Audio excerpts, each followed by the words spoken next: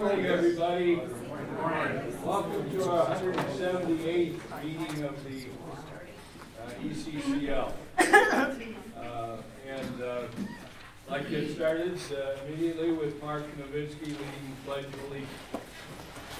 I pledge allegiance to the flag of the United States of America and to the republic for which it stands, one nation, under God, indivisible, with liberty and justice for all. As usual, we're going to start the meeting by asking for new guests and to introduce themselves and join in the group. So, anybody here who is a new arrival? Yes. Steve Bennett from the Vine. Good to have you here. Steve, is it? Yes. Yeah, good to have you here, Steve. Well, anybody else going down the west side or the north side over here? And around the corner? Back in the back there, in place? Anybody? Anybody? All right, we've got a lot of old timers.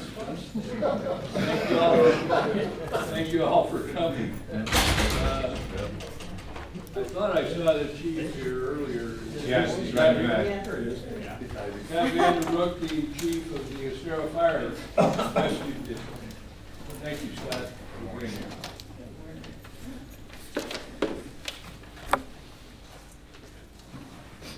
Good morning. For those of you that are new, I am Scott Vanderbrook, and I serve as the fire chief for Estero Fire Rescue. I just completed my 20th year with Estero, so excited about that. A couple brief things. We just purchased the 4.6 acres behind our administrative building. We hope to close on that on January 9th. That property will be used for additional parking and some covered parking for the expansion of our parking lot at Admin. We also, Commissioner Lenish is, I guess, spearheading helping out with the Heart Walk, and we're going to be part of that this year. And the Heart Walk is going to be at the new Lea Health Coconut Point campus on March 2nd. So, you know, anybody that wants to get involved with that or donate, that's going to be a great cause, and we'll be part of that, and it'll be great at the new campus at Coconut Point.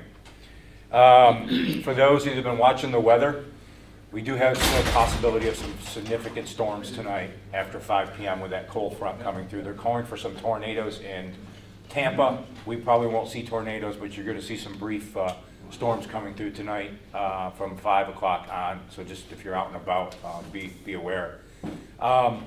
It's been a pretty sad month.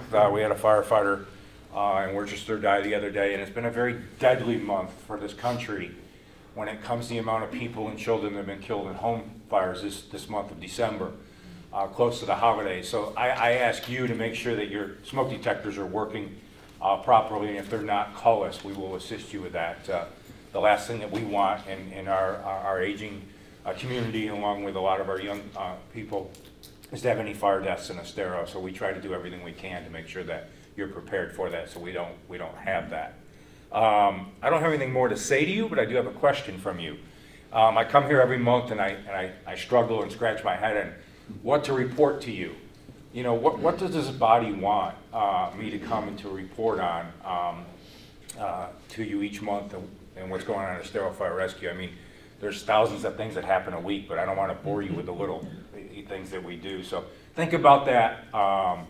And what would you like for me to talk about as I come each month? And then I will open it up for questions.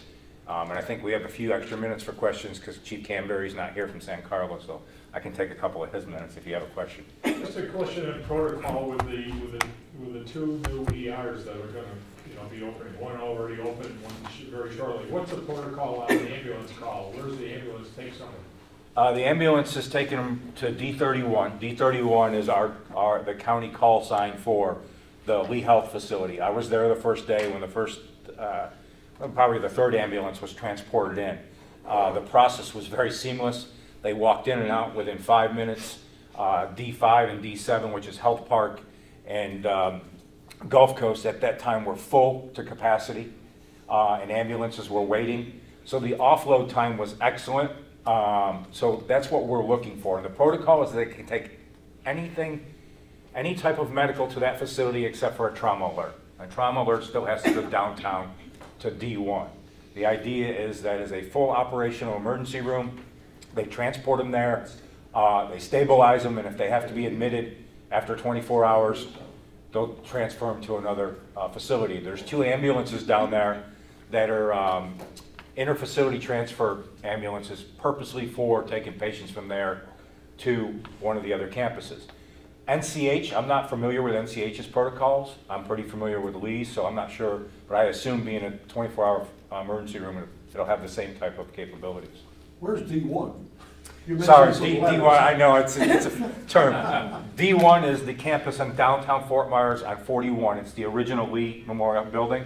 That is the trauma center where the trauma doctors are. So that's where either by ground or by helicopter, the trauma alerts are taken.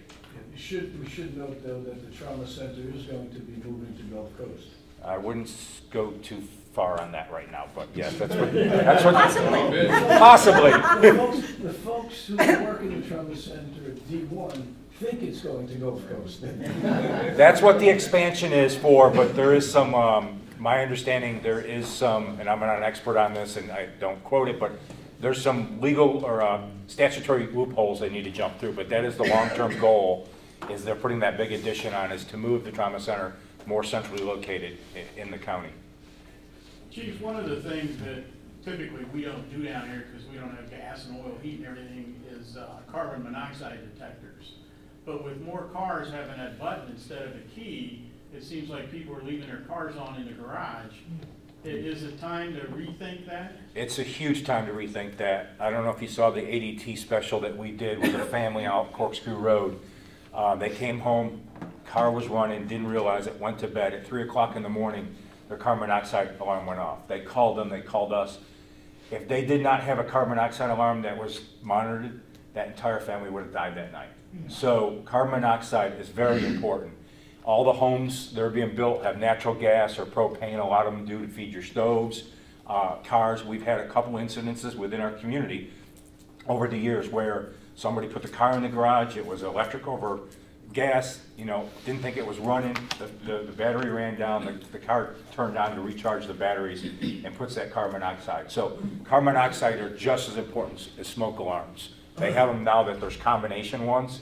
You don't need a carbon monoxide one in every room, but typically in the kitchens or areas that you have those types of appliances or coming out of the garage into your, you know, a mudroom into the house, but they have those combination detectors.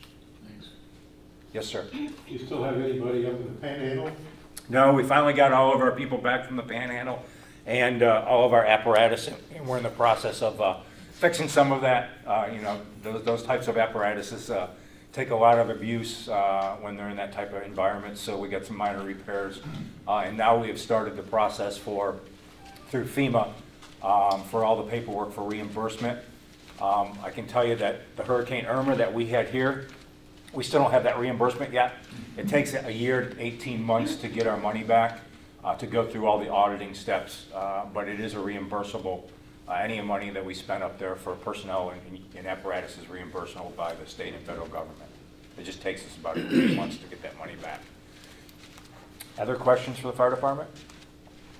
Yes. Any trend that you can recall statistic-wise in terms of numbers of calls this year versus last year this time?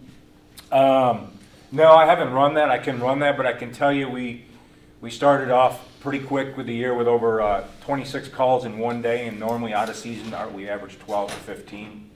Our call volume definitely doubles. It slows down a little bit more at Christmas and New Year's, but come January 1st to Easter, it skyrockets. And the amount of growth that's going on, the trend is going to continue to go up. And that's what we've been working on our 20-year plan on future fire stations and land acquisitions just for that reason, because we know that it's going to skyrocket. I got here 20 years ago and we ran 685 calls. Now we're running 6,000 a year. So, you know, probably in the next 10 years before I retire, I wouldn't be surprised if we're at 10,000 calls a year. So. Good. Thank you. Thank you. Thank you, Scott. Next on the agenda is an annual report, a look back by Jim Wilson, council member, looking at what the village has accomplished in 2018. Thank you, Jim, for preparing all of that information for us.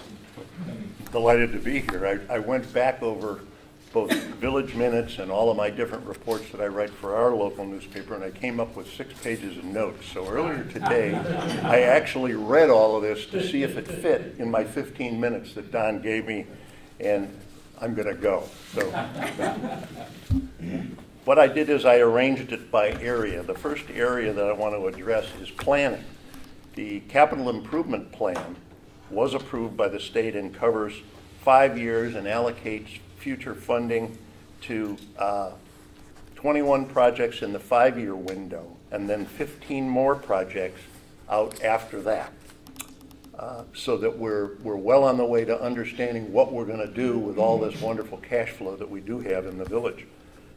Estero's comprehensive plan was approved by the state of Florida, and its sections are community profile, vision, future land use, transportation, housing, infrastructure, conservation, coastal management, recreation, open space, intergovernmental cooperation, capital improvements, public school facilities, and monitoring that. The plan has been in the process for well over a year and included more than 20 public meetings and workshops. Some of you may have participated in those. Now that it's been approved, the next step for Estero is to implement a land development code, which will be the details which will dictate exactly how we're going to continue to develop the community. And that is targeted to be finished in the fall of 2019.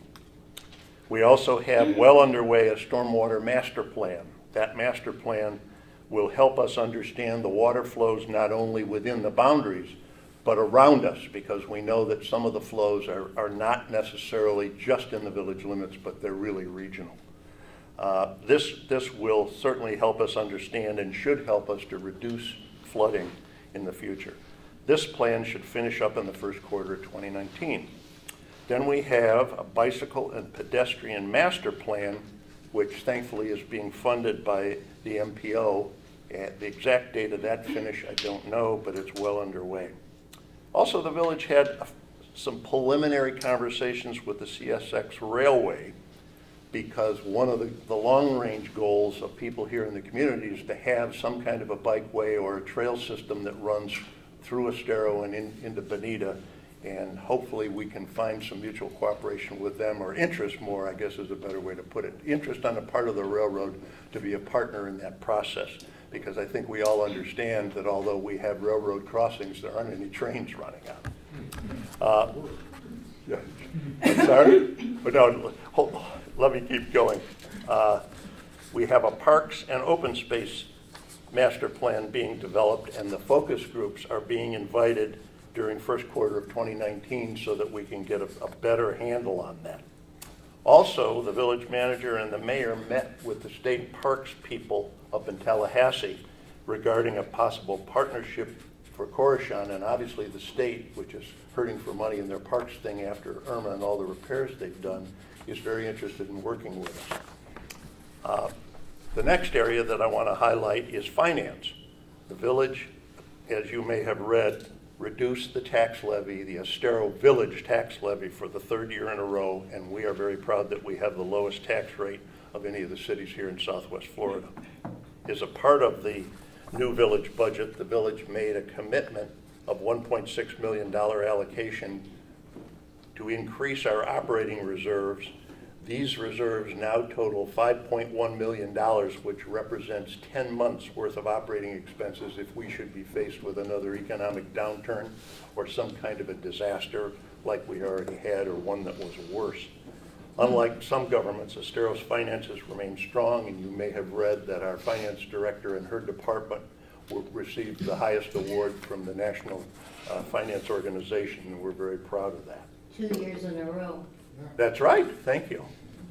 We have other reserves established, one for litigation defense, that is, that if the village were to become involved in a major lawsuit, that we will actually have a fund to use so that people don't think, well, the village doesn't have any money, so we'll sue them and they'll settle.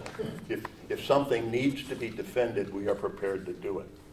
We also have a road maintenance reserve, and That department recently established a 17-year repaving schedule covering all of the streets that we accepted from the county. Also, very recently, we established a new Estero reserve policy. And what this means is that all of these fine reserves that we have are going to be protected so that they can't be raided. The policy now will require that it takes 5 votes rather than 4 votes on the city council to make a major change to any of the reserves. Also, using funds that we saved after Estero took over the 29 streets from Lee County, that they were charging us about $2.1 million, and it looks like we will only be spending a little over $1 million to do the same job. So the closer you are to home, sometimes the more economically you can do things. With that savings, we hired David Willems, who is our new Public Works Director. Some of you may have met with him on various issues or projects, and he will oversee all of our road and water projects. Next, I'll try to highlight some, but not all, of the major developments that have gone on here in the village.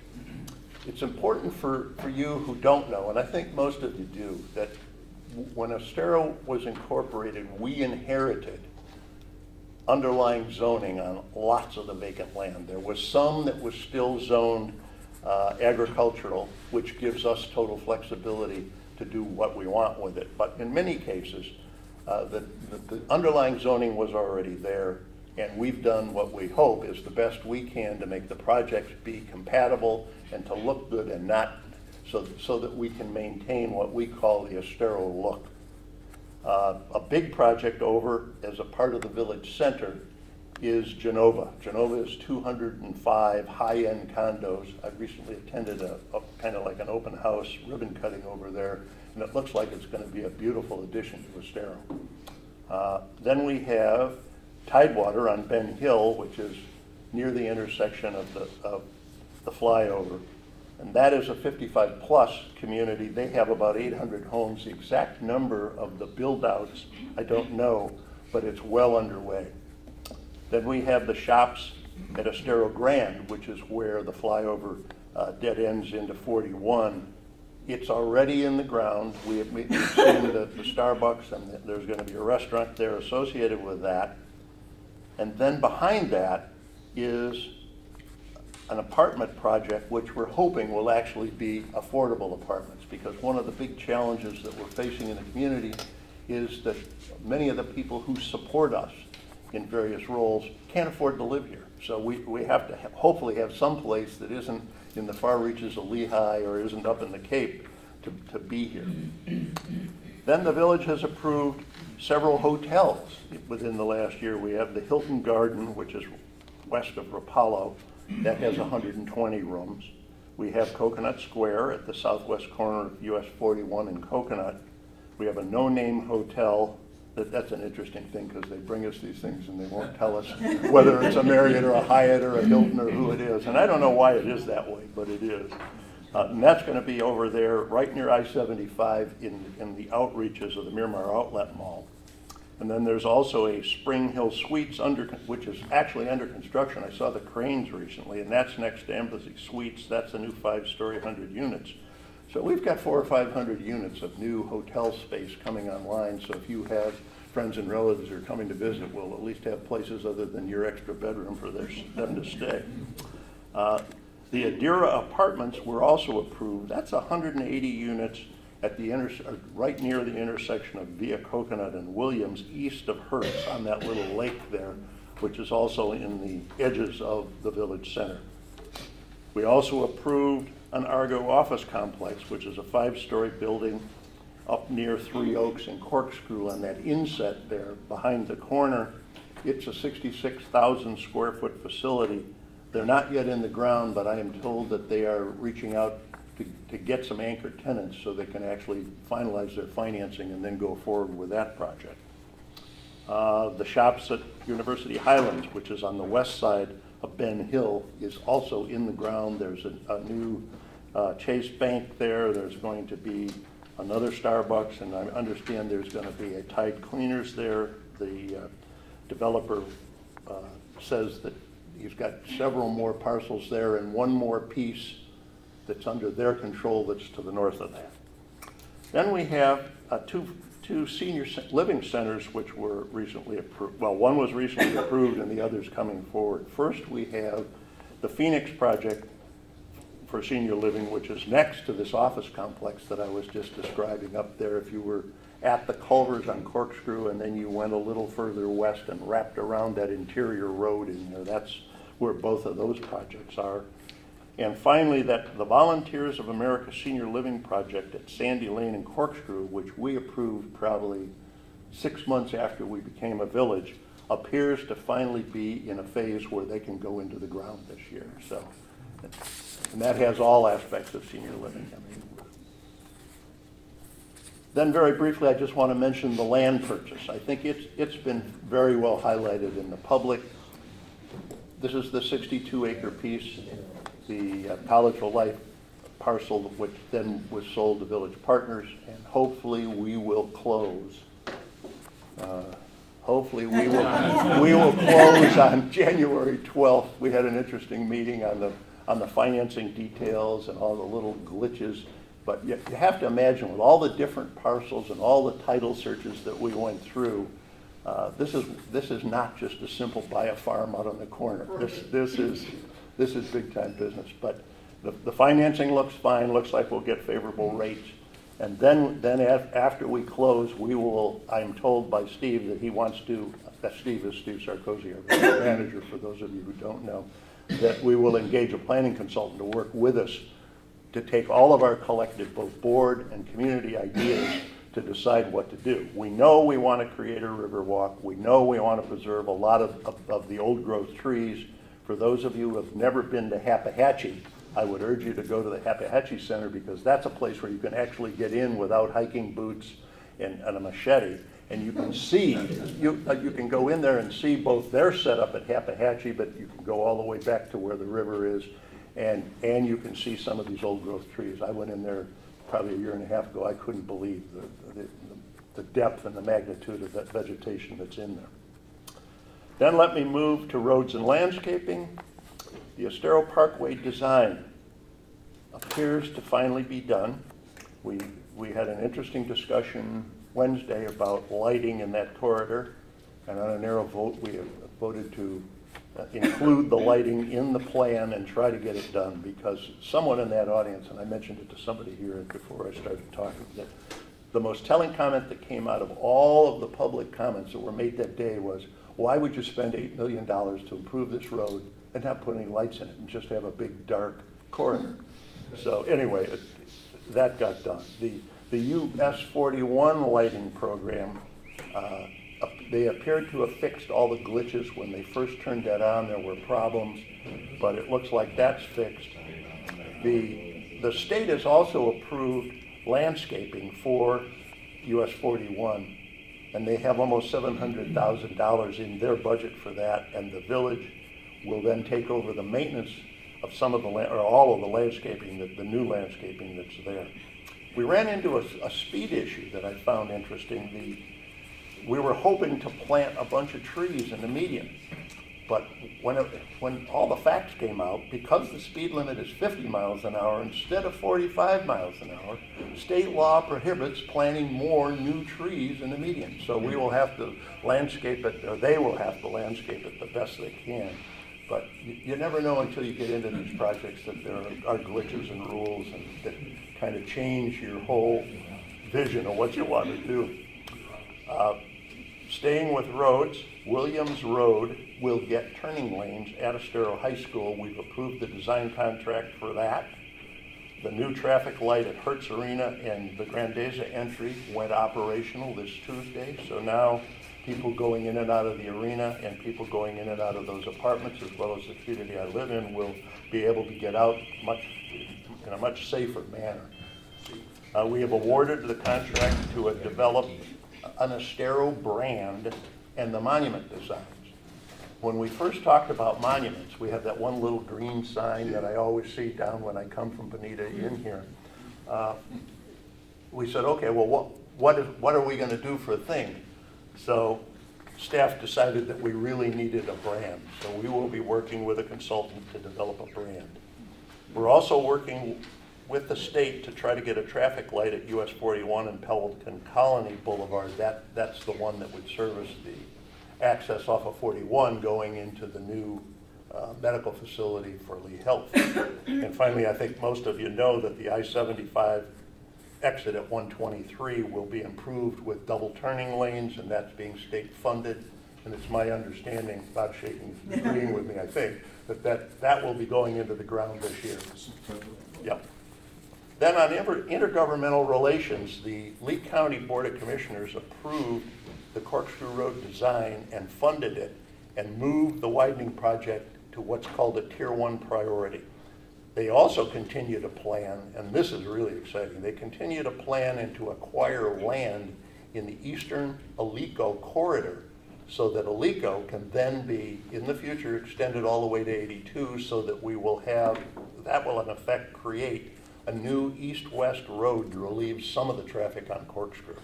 And if we're going to be stuck with mines, and I sure hope we're not, but if we are, then at least there'll be another way for those trucks to go to the west if they're not going south. The Board of Commissioners also approved, and their staff worked with us to complete some interim improvements to help the traffic flows on Corkscrew for entry at Pinewood School, at the Preserve at Corkscrew, and is the one at Wildcat Run in, or is still in the planning phase? It's still being discussed. Okay. Then moving ahead, with the Lee County School Board, Estero developed a joint educational advocacy task force and entered into a memo of understanding back in March. From that understanding, several things happened with the mentoring internship programs yielding real programming results have happened. I mean, I think it's called the 258 program, where volunteers are interfacing with students at each level and are basically explaining all kinds of things that aren't taught in the regular educational programs. It's a really exciting program. Then there are plans with the school board to share facilities when the school is not using them. And really importantly, we are establishing a student assignment system that sets attendance priorities for Estero students who reside in the village so that they can attend Estero High, Pinewoods, and both of the Three Oaks schools and not have to be bused miles away to up into Fort Myers. We're working with Lee County Utilities to develop approaches for dealing with failing septic systems. The Estero Chamber, the village has entered into a public-private partnership, assisting them to get a new director, an executive director, and she has economic development experience. That's important because we, the village, are hoping, staying with our government light team, to not have to hire an additional person. And by doing this, I think that this is going to help. There's also a new task force team led by the Chamber that will have 12 members that will be working on economic development issues. Don Eslick and I both serve on that 12-member committee. Wrapping up, we're proud that we're able to host 2 community events this year. There may have been more, but the 2 that I remember best are the 3rd anniversary party, which we had back in March, which was very successful. And then we recently had a Veterans Day celebration. On really recent notes, we also passed a gas pump anti-skimming law that requires new locks. And I filled my car the other day, and I think it was over here on Corkscrew Road, and I was really pleased to see that it had a different lock, and it had the seal, and it had everything, so I finally felt good about putting my card into the thing and not having it skimmed, because I did have mine skimmed twice in 9 months, and it's very frustrating. At Wednesday's meeting, the council also adopted unanimously a resolution urging the County Board of Commissioners to not take Don's name off this bridge and to continue with the fine tradition. And last but not least, and the village really can't take a lot of credit for this, but please don't forget Lea Health, our new Coconut Point Health Facility, and hopefully the new hospital, which will survive all the lawsuits that ultimately will be there. This is a huge, valuable addition to Estero. The nights that any of us have to go in that ambulance to go somewhere and not have to go miles and miles away from Estero, it is going to be really wonderful. So thank you all very much. I hope I fit my time. Can we ask questions? If that's up to the chairman, I'll be happy to answer if you give me time. We have a couple minutes. Okay. We'll take two or three questions. Yes, Beverly. Why is the Estero Chamber got a new person? Do you know? I mean, Jean served for so many years. They have a new woman. I read about. I really don't know. I'm new. I am on their board of directors now. Okay. I was elected to Well, that. maybe you can tell me personally later. My other question is, has the council ever thought about the Estero Community Park? The last I heard or rumored or whatever, it's costing the county lots of money to run. It certainly could be a part of our overall Parks and Open Space plan, but it's a question of how reasonable would the county be in transferring it to us, and what would be the They operating. should give it to us. Zero. Well, I don't disagree with you, because in the end, we all paid for it. Yeah. So, but My last question is that I understand that when we were purchasing that corner property, that property also includes a life estate that was next to the Hatchet. And that was, I believe, that we would be paying the taxes on that life estate because that was part of the package. Is it true? No. That has been negotiated, that we will not be paying taxes on it? our land attorney reported on Wednesday that the estate, or the College of Life, will be paying the taxes on that. Who else has questions? Anyone? Other questions? Thank you. Jim, thank you very, very much. You're welcome. Very impressive record. Yeah, it was quite a year. Yeah. I'm going to stay a little while for your meeting, but I am going to go to the Historical Society luncheon, so I may leave a little later. Under announcements, I'd just like to talk briefly about the Estero High Culinary event. It's coming up on the 17th, called an Evening Under the Shadowwood, because it's a Shadowwood Country Club. All 250 tickets have been sold. Oh, good. So it's going to be a full house. And it looks as though the amount that we will contribute to the high school will be substantially higher than the $15,000 that we were able to generate these last 2 years, which allowed the culinary program to go up to Tallahassee or Orlando, wherever it was, and compete with other schools around the state and win some recognition for the program.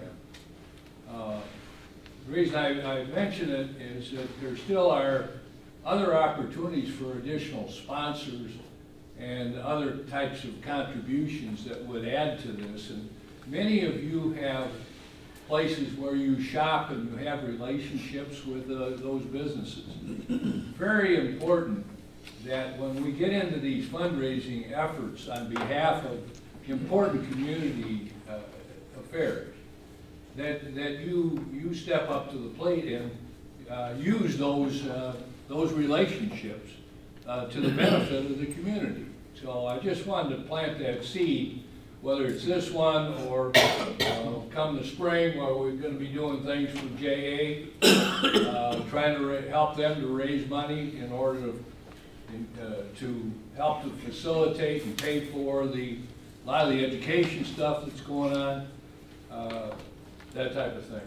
I would just like to recognize Jeremy Jasper, who is the originator of this program at the high school. Jeremy is no longer associated with the schools. Another woman has replaced him in that capacity, but he was the one that got this thing started and did a lot of effort, put a lot of effort into that. And I think it was his idea, probably, to see if we couldn't put this together. And of course, Nick Betos, who comes out of the hotel restaurant industry, has been very, very important in the whole process.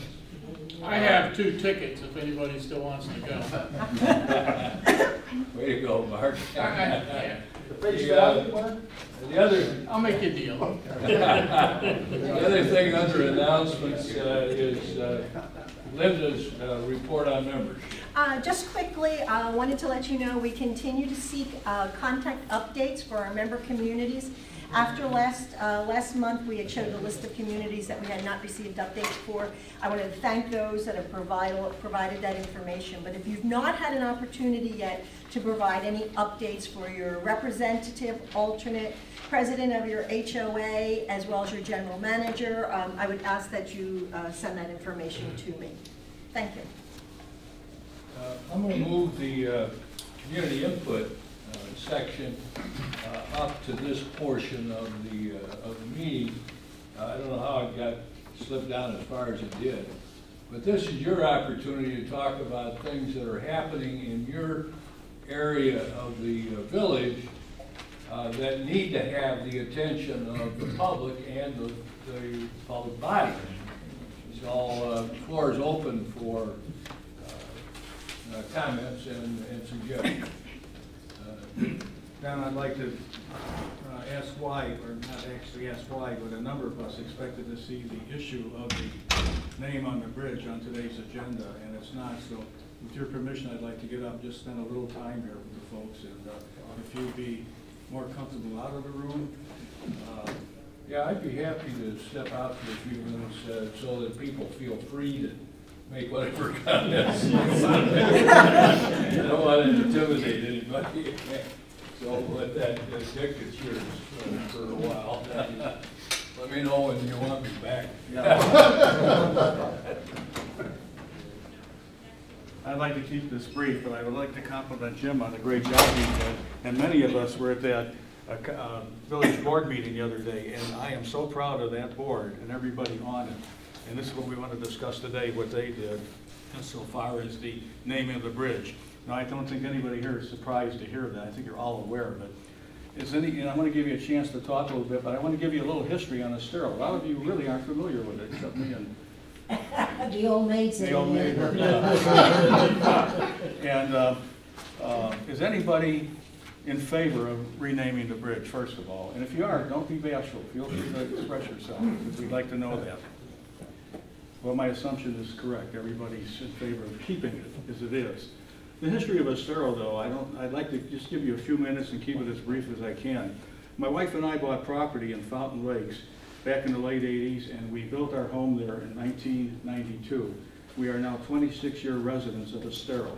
And when we got here, there were only 3 major communities, and it was Wildcat Run, Coconut, Country Creek. I'll be joining you at lunch there shortly. And Wildcat Run on Fountain Lakes. Right. I'm at an age where I forget, who am I, where am I, why am I here? But there were more, and there was a residential section down Broadway going west towards the Gulf, and that little, what people call a trailer park on the west side of 41, just north of Corkscrew. And that was it. It was more trees, it was forest, it was open land, a lot of cattle who outnumbered us greatly. But thanks to you all, we've ate most of them, so we got some clear land now, and development has gone crazy since then. But the first few years were really, there was nothing here. Fountain Lakes was half full, and the growth, there was no growth.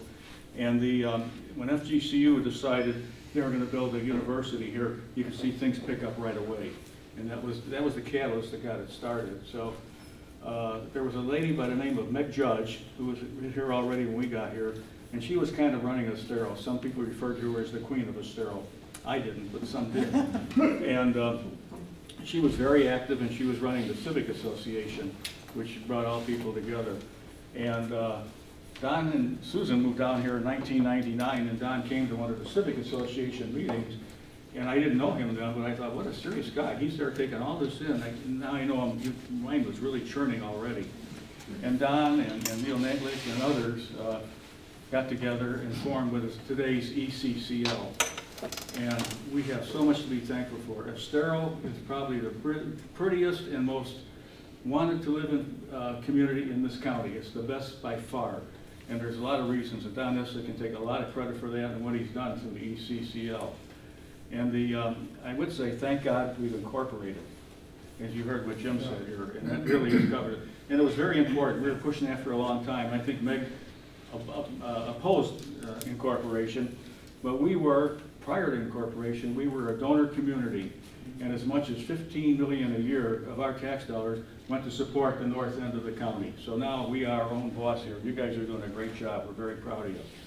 So if anybody has any comments they'd like to make, please feel free to do so. Dick? Yeah. Jack and then you, Mark. Okay. Well, Bob, I think He's coming up. Yeah. going to do something.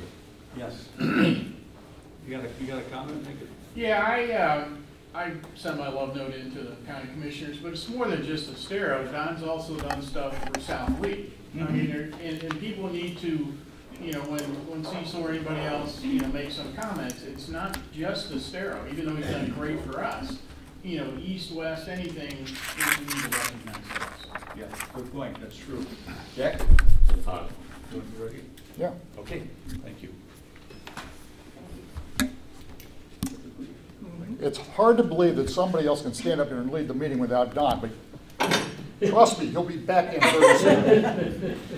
In his absence, I volunteered to lead this discussion, and I'm representing all of the other directors who have been working very closely behind closed doors without Don's presence or awareness of what we've been doing. And I'd like to give you a little bit of the history of what's happened here and what's been happening in the last week, and appeal to you for the things that you can do to help turn this situation around.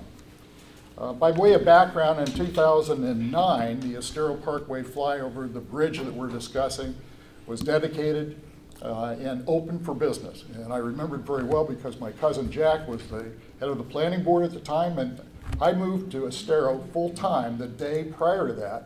Jack picked me up at the airport. He says, oh, that bridge is going to be named tomorrow, big deal. I didn't tell Jack, I showed up. And guess what? There was some guy there speaking, like Frank Mann, and some guy by the name of Esley. And I said to my cousin, Jack, this is Esley. Well, that was the beginning. So since then, I've gotten to know Don extremely well. In 2012, then, and you see the picture here, the Board of County Commissioners, including Ray Judah at the far left, John Manning, Frank Mann. Now note that both Manning and Mann are still on the village, the Board of County Commissioners in Tammany Hall.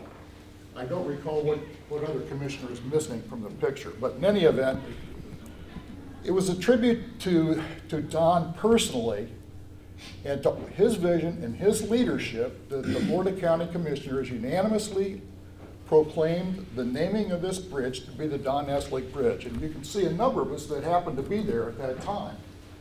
I'm sure Beverly are here somewhere. I haven't found it. And the yellow jacket. There she is, right behind Susie. Yeah, and Don was obviously there, as well as his wife Susie. Others of us were there. We were all about 7 years younger. My math might be off a little bit, but in any event, it was a really great celebration.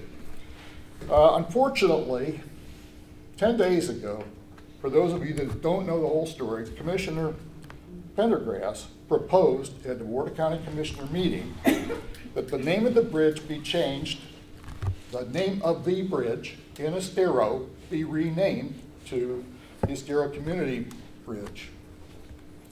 The sign with Don's name is clearly visible today. How these 4 or 5 commissioners today didn't realize it, but they did. They didn't understand, and they were not given any advance notice that they were talking about a bridge that was already had been named by them, the Don Nestle Bridge.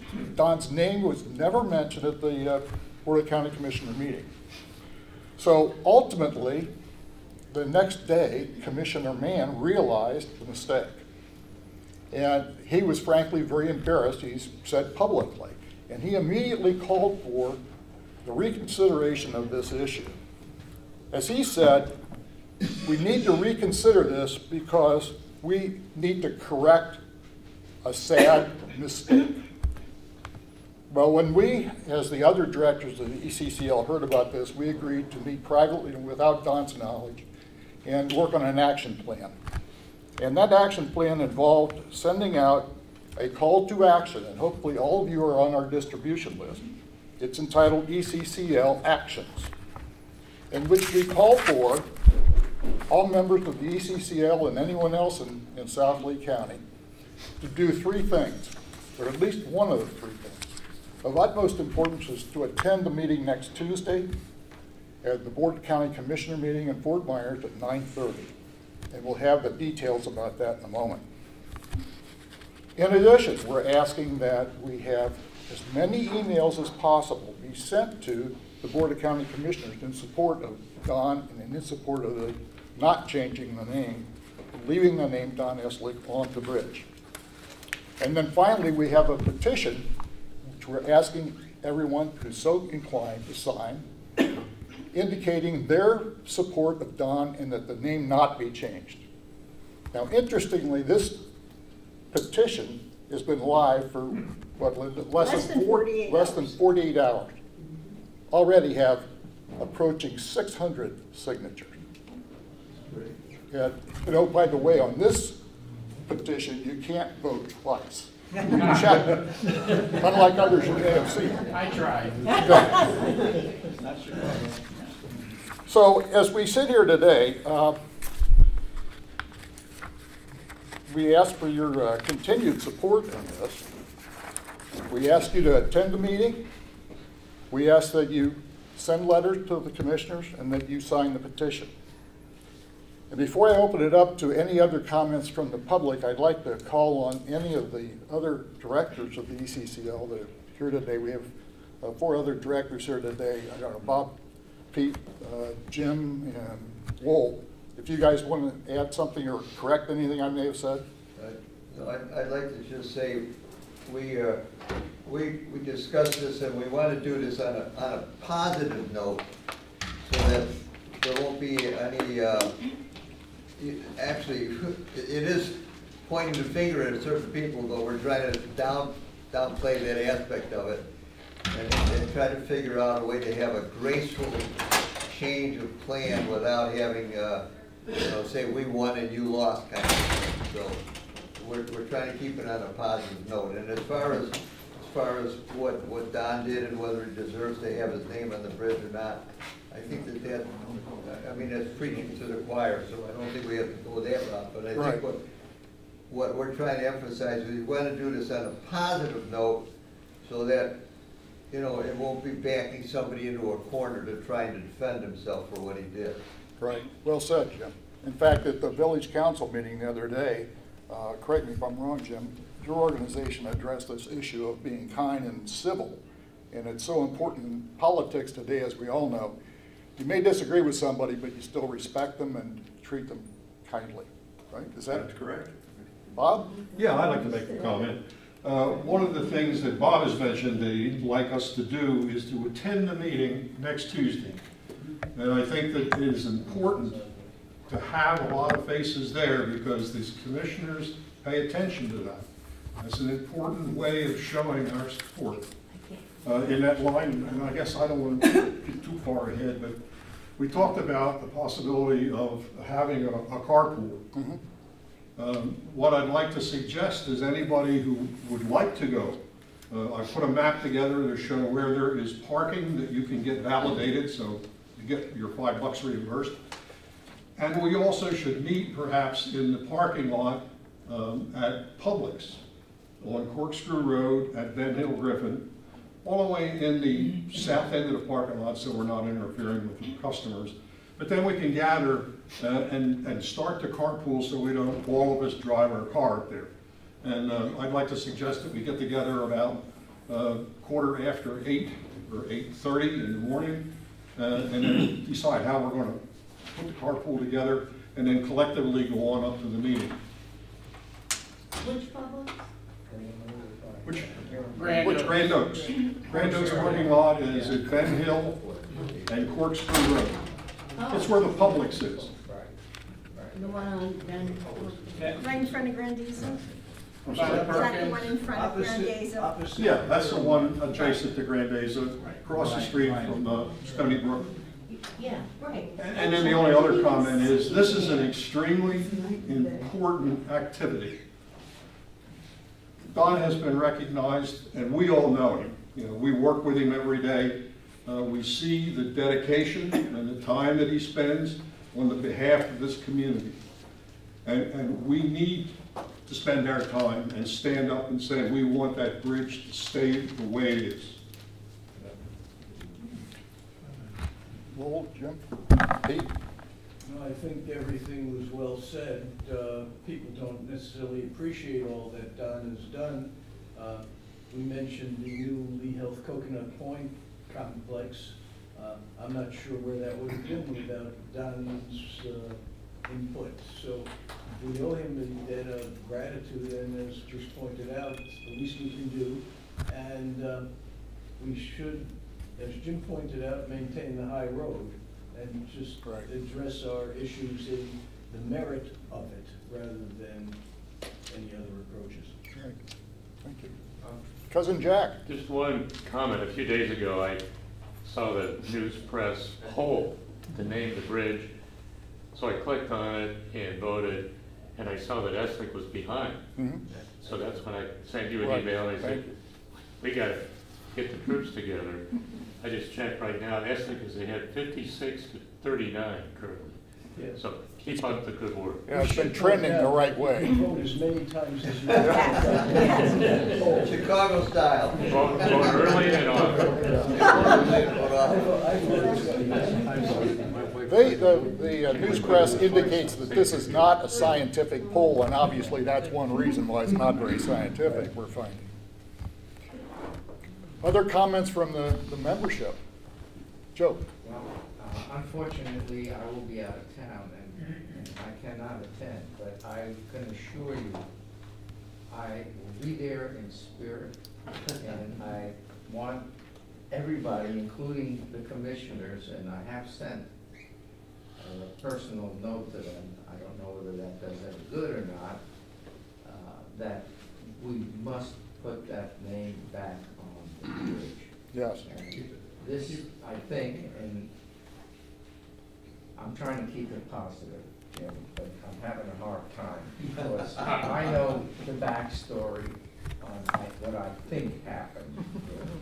And I think that there's a thing called retaliation. yes. For those of you that are directed at everybody here because of the endorsement or lack thereof. Yeah, well, I think what you're referring to, and it's a matter of public record, Don supported Cecil's opponent in the last election.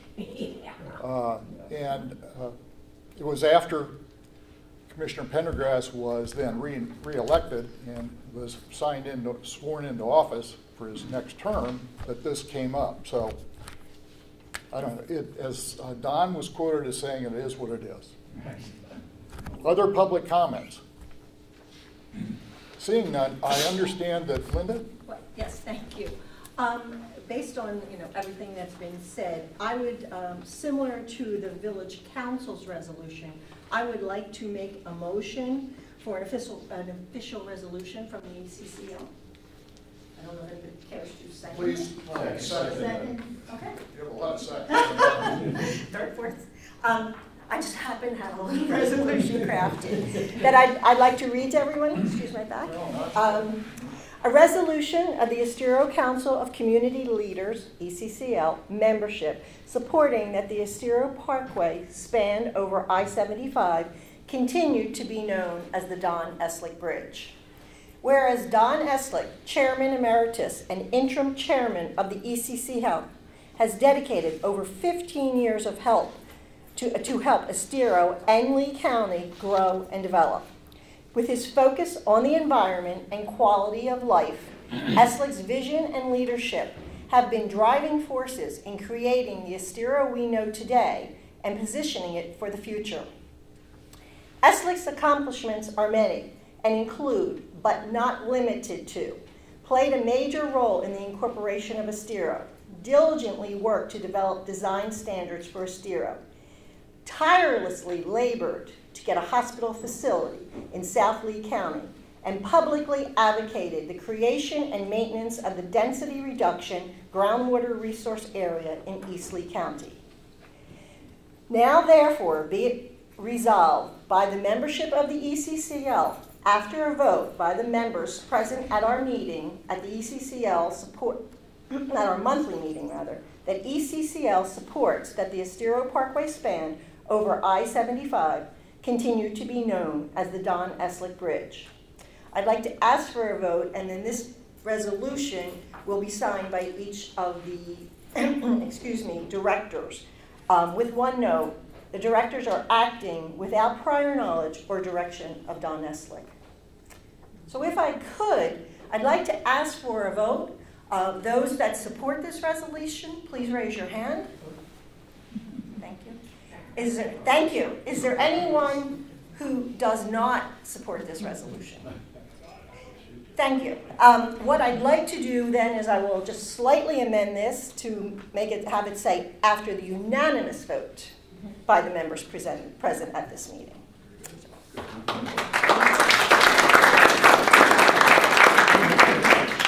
Do you need a motion to amend the resolution?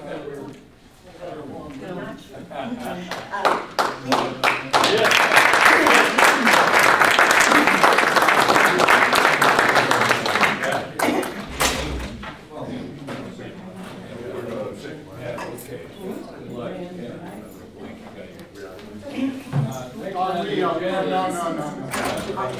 You're not in charge again. Yeah. Okay. Soon. We destroyed the agenda. John, we want to, while you were doing whatever, we had a discussion and the membership has taken a vote, so I would like to read to you a resolution that has just been approved by the membership. And this resolution is a resolution of the Estero Council of Community Leaders, ECCL, membership supporting that the Estero Parkway span over I-75 continue to be known as the Don Eslick Bridge. Whereas Don Eslick, Chairman Emeritus and Interim Chairman of the ECCL, has dedicated over 15 years to help Estero and Lee County grow and develop. With his focus on the environment and quality of life, Eslick's vision and leadership have been driving forces in creating the Estero we know today and positioning it for the future. Eslick's accomplishments are many and include, but not limited to, played a major role in the incorporation of Estero, diligently worked to develop design standards for Estero, tirelessly labored to get a hospital facility in South Lee County, and publicly advocated the creation and maintenance of the density reduction groundwater resource area in East Lee County. Now, therefore, be it resolved by the membership of the ECCL after a unanimous vote by the members present at our monthly meeting that ECCL supports that the Estero Parkway span over I-75 continue to be known as the Don Eslick Bridge. This resolution is officially adopted on the 14th day of December 2018, signed by the ECCL directors without prior knowledge or direction of Don Eslick. Okay, thank you. We hadn't had so many wins over the years. We wouldn't continue doing this kind of stuff, but you know, particularly for close to 10 years when we had a very, very favorable county board that was into planning, was into community involvement, engagement, and all that kind of stuff, and very, very supportive of us continuously. It was fun because invariably they backed us up and that type of thing. A lot of compromises, obviously, but that's the name of the game in a democracy. So thank you very much. I appreciate it, and we'll see how it works out on Tuesday. And I want to thank Frank Mann publicly for his friendship and efforts to try to resurrect this. Thank you much. Thank you. With that, Linda, you're up next with the nominations for 2019 board. Thank you. Just can't get rid of me. Yes, it's that time of year again. We will be voting at our annual meeting, which will be held in January, on January 11th, for our 2019 ECCL Board of Directors. This slide shows, for some of you who may not be aware, there are 9 positions on the board, 1 chairman and 8 functional positions. So they're showed on the left-hand side, showing the current incumbents, and we have, fortunately, some nominees to fill those slots. Many, not all, but many of our existing board members have agreed to run again for 2019. Unfortunately, Pete Cangelosi has decided that he will not be continuing as our environmental director. He has done a phenomenal job, but will be pursuing some other interests. Also, Jan Pauley has served as our interim membership director for about 6 months or so, and she will not be considering running again. But as you can see on the right-hand side, we already have Barry Friedman has thrown his name in the hat as a nominee for that position. So right now, we currently have an open slot for environmental director. But I did want to make sure that I wanted to make it clear, these are nominees. We continue to accept nominees for any one of these positions. If anyone is interested in running, we will, Mark, could you advance that? Thank you. We will accept nominees up to and during the meeting, which will be held on Friday, January 11th, 2019. If you determine that you're interested in running for one of these positions in advance of that meeting, please reach out to me. Here's my contact information, email, and telephone number.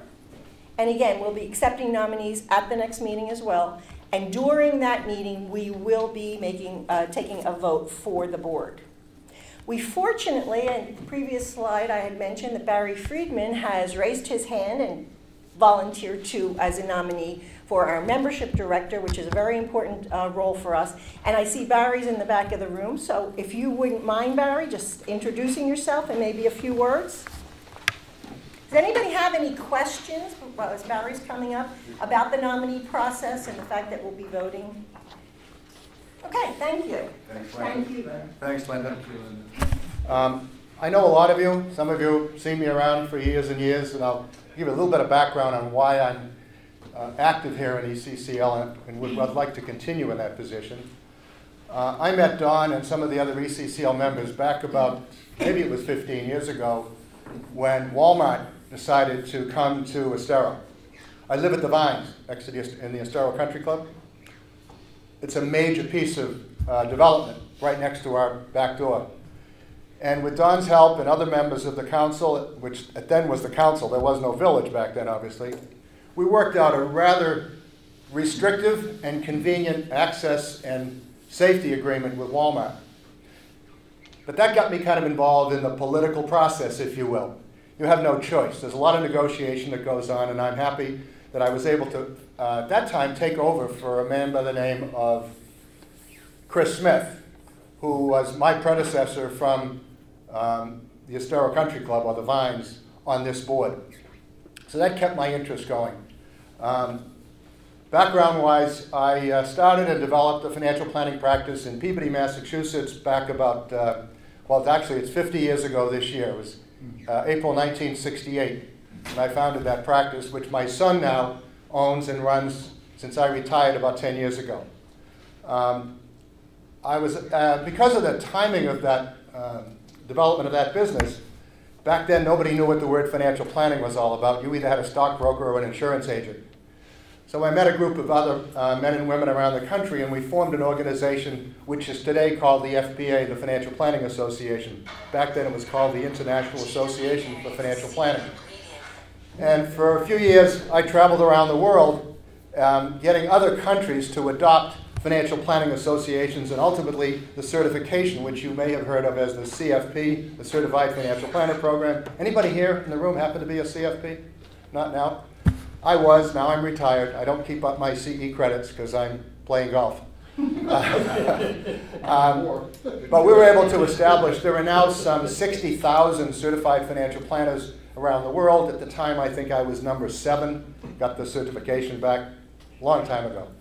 So I've stayed very active in the community and in the industry, but now I'm sort of way off from the industry. The only thing I still do is I'm involved on the board of what's called the Foundation for Financial Planning, which offers pro bono financial planning and advice to those that can't afford financial planning and advice in certain areas around the country. We manage a $20 million endowment, which we give away about 8% of it every year to organizations around the country that need some backing to support pro bono financial planning. I've served on the Vines Community Association Board of Directors for 3 years and as its president for a year or so.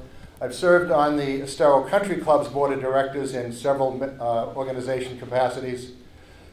All of those are now in my past, so I have the time, the energy, and effort to try to help this organization maintain its membership growth.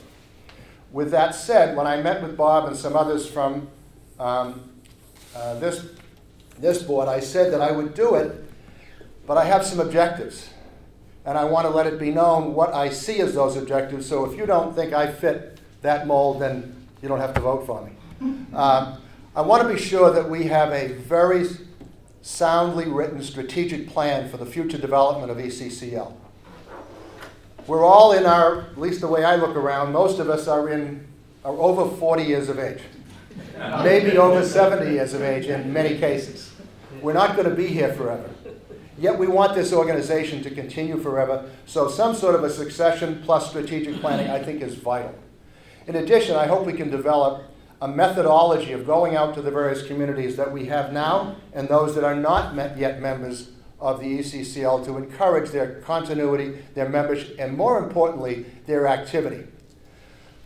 When I met with former Mayor Nick Bedos, Mayor Jim Bosch, and Steve Sarkozy, all in the last 3 weeks as I considered moving on to this board, I asked them why the ECCL is so important to them. And to a fault, they all stated that if the village of Estero is going to continue to be government light with only 10 full-time employees, I wonder how many of you know that, 10 full-time employees run this village. It requires a comprehensive, coordinated, and active volunteer community, which is what we are. And that must continue if this village is continue to be what we want it to be. So that's my objective, and I hope you'll support my nomination. Thank you. Thank you, Barry. With that, the next item on the agenda is the Strategic Planning Task Force that is entirely consistent with what Barry was stating there in terms of the goal. He set me up pretty good. Mark Novitski has some experience in that area and has volunteered to lead that task force for us. And so that's what he's going to talk about here for a few minutes. Sure. Thank you much, Thanks. Mark. All right, so we talked about that. 5 years ago we were the ECCL, the village wasn't around. Now that the village is around, we've kind of got to relook at what we're doing and what we need to be into. So we got to put the puzzle together a little bit. The village, Lee County Schools, Department of Environmental Protection. You heard pretty much Jim Wilson talk about all those pieces and how can we help. Okay, so the committees work, anybody military, they work at the tactical level, where the ECCL, we have to think a little more strategic. So look at the goals, review the goals, mission, vision. I met with Steve Sarkozy the other day, and he kind of gave me some ideas of where we can help and some things, so I'll be bringing that up to the executive board here in a couple weeks. What do the committees do? Everything that we do ought to kind of be linked to a committee, and everything those committees do need to be linked to the goals, the vision, and the mission. Okay? We also create an annual report. I pushed the Boy Scouts 2 years ago to do that for Lee County. How many scouts do we have? How many leaders? How many merit badges? How many camping days? So somebody can go in and say, hey, what did we do? And a real good, so then we also need metrics. So this is a very rude chart, and Jim, these are not right numbers, Jim Shields, but we basically had 6 team members on the education outreach. They found 80 instructors, They had over 100 classes in the fall, and they reached over 1,000 students. I mean, that's a great success story. And so what happens is we'll be working over the next year with each of the committees to put some metrics together, because we're probably putting in 10,000 volunteer hours a year from the ECCL, the meetings Bob and Pete have been to, everybody else. So let's let the community know. The people that show up every week know what we do. Even some of the people that get our feed, but if we can tell them a little bit more what we're doing. Okay? And now you probably can't see this in the back, and I apologize. The colors from my screen and the computer don't quite come right. But over the next year, the committee, the task force, which I'm hoping I get some more volunteers, I've got cards in front of me, we'd like to meet once a month, and then we'll start working, reviewing the mission, vision, and goals, reviewing the committees, and then taking input from the village. I've actually talked to Nick Bedos, and I've talked to Steve. I'm going to set up a meeting with the Chamber of Commerce so we can see kind of what everybody's looking for. Some things we don't have to spend as much time on anymore as we did in the past. Roads, the village is kind of working on that. So there's other things that maybe the transportation, the bikeways and the trolley run, you know, on the railroad. Some other things we need to be looking at. So that's what we're going to try to do. So hopefully at the end of the year, 2019, then we'll be able to publish a report and kind of be able to have metrics so we can say, and then every year publish that report. So does that make sense? Yes. Excellent. Okay, so the EOC is going to be my first guinea pig since you've already probably got data. You know, you know, and actually I taught a couple of classes in the fall, and I put about 6 hours outside the classroom for every hour I was in the classroom. So, you know, when you start looking at the amount of hours we put in, it's really good information. Okay, so again, you know, we're going to try to meet in January after the first of the year, maybe even right here. And I need some volunteers. Anybody who wants to help, go back to your communities, take some cards, pass them out. We'll take anybody we can get, and expect to see the task force at the various committee meetings. So we'll go forward. All right, thanks. Any questions? Great. Okay. Can I turn it on? I'm sorry. I got cards. And Mark, no doubt, we can send out some email solicitations with information that you've given, and, you know, soliciting people to participate on the task force. But I know that from what Barry said, he's very interested in that. I'm sure that you're going to find a lot of people who identify with what you're trying to do. Okay. Yeah. Bev, did you want to say something? No. All right, Bob, you're up. All right, thank you much. Yeah, it's, yeah, Bob Lynch is next. No need to go up to the front. Basically, we had a very unusual month. We had a nice amount of income, $1,540, that's net. Now, you've heard us talk about the contract that we enacted with Lea Health to include in many of our releases information about them. Now, we've been doing this for some time now, but doing it for free. And so with the help of Tom McDonald, one of our directors at this firm, we have put together a program, signed an agreement with them, and are now starting to realize revenue from that. So during the month of November, we've received revenue of about $2,800, which is a catch-up between what we started in the middle of August up through today. I'm sorry, up through the end of November. So from that, though, we deduct the percentage that we owe to Catalyst Collective, because essentially they incur costs on our behalf to boost this out into the Facebook world and to make certain that we get maximum exposure. So this is the first month of what I expect to be continuing income over the next year. The other thing I'd point out is our expenses this month were unusually high because there were a couple bills that didn't get paid the previous month in error, just an oversight. We're paid this month. So as a result, for the month of November, we lost, if you will, $300. And for the year to date, we're down about $10,000. But our opportunities for next year are much better. Number one, this year had a lot of the previous year had a lot of dues for 2018. We're not going to have that in all likelihood this year. So we'll get a larger amount of dues next year. Secondly, we'll have this continuing income from Lea, and as well as we have plans to broaden this to other organizations within Estero. So to be determined on that. But at the end of the day, for the year, we're going to, at this point, have lost about almost $10,000, but we still have $8,000 in the bank.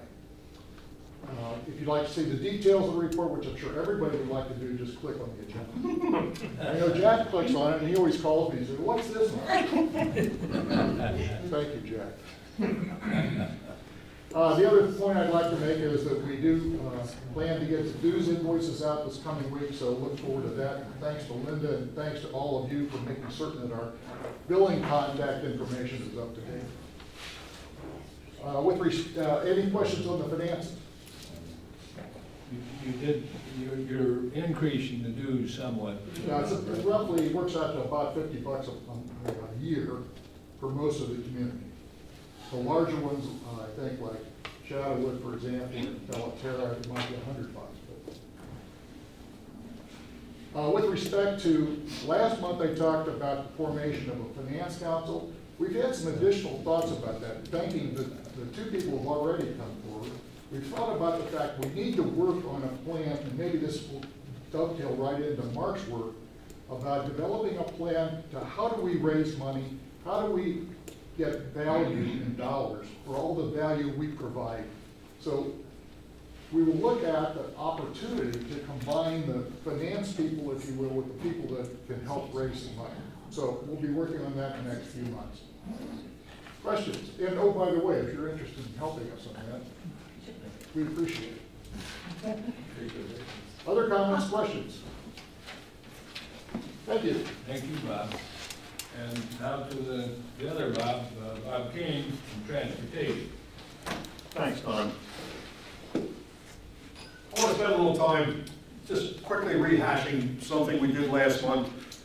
This is the week's fish camp activity. Geez, Beverly, I'm going to give good I know, that's why I'm leaving. Have a nice lunch. This is the area in question. The boat ramp is about right here. The developer's London Bay. There is a website, and it's on our website, so you can see what they're in the process of doing. They're proposing 300 units, continuous care, and a reactivation of the marina. Bonita Springs actually is the area of jurisdiction, so our work is going to have to be with their zoning people and their council to have them provide a marina that's useful to Belterra, to Estero. This is just an overall layout that I had presented last month. The general, right here is the marina, and I'd like to point out that from right here to about right here is the public portion. Everything that you see here is private. That's part of this development. So we're really working with this parking area and this launch area. Public information meeting was held on the 18th, had about 100 people there. 3 of our commissioners were there, or council members. There was mostly the questions that were raised at that meeting concerned the boat launch. That seemed to be the big concern. Another concern for some of our council members is that there's a 22-story building among those that are being constructed. And that's going to be a concern for some of the folks that live in the adjacent communities. This is a little bit more of a close-up of the ramp because it's important that, excuse me, back to that again, that we get this thing correct, that we have the right amount of parking. We need to lobby for as much as we can get. The reason before I pointed out this was important, our comprehensive plan really discourages powerboat launches in Koresha. So the only other opportunity along the Estero Bay is this property. So it's really important that we support an activity to get a boat launch facility that's usable. What are we going to do? The zoning application has been submitted on 11/8 to Bonita. We're Right at this moment, I have no word that it's been found sufficient. So that means that there's going to be some more time and activity between the planning and zoning or the staff in Bonita and with the applicant. So in the meantime, we need to look at an interlocal cooperation. To that end, Don and I have met with Bill Ribble, who has been appointed as sort of the liaison from the council. And he will be meeting with, and I hopefully we will also, with Simmons, the mayor of Bonita Springs, to make sure he's fully aware of what our concerns are and hopefully, as we go forward, what our needs would be. What are we doing? We had a get-together, and Nick Betos introduced us to a gentleman who turned out to be a fellow who specialized in marketing, a man by the name of Alan Bodish. He's an Englishman and very, very knowledgeable in things like SurveyMonkey surveys and focus groups. He suggested, and we have adopted, we're going to do a focus group, and we're going to aim that focus group at voters.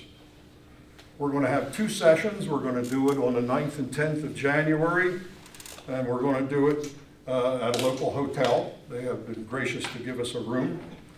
Then we're going to do a more general survey. In fact, that should hit the street today.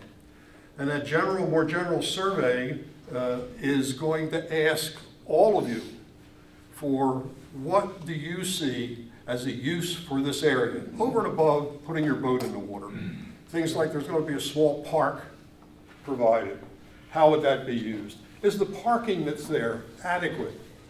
Would you like to see a place where you can go and watch the sunset without having to drive all the way around to Lover's Key, which is basically what we do today? So these 2 activities are planned for, one of them for January 9th, the other one will be on the street today. We'll compile that information over the next month. This will be used to go to the Planning and Zoning Board meetings in Bonita with solid information representing the desires of the community. To go to a meeting and just say, we think we need a boat ramp with more parking than you have, isn't going to get you anything. If we can go in with numbers, this is the response that we got, here are the questions that we asked. Hopefully we'll get the best that we can get. That's the one I showed earlier. Any questions? Yes?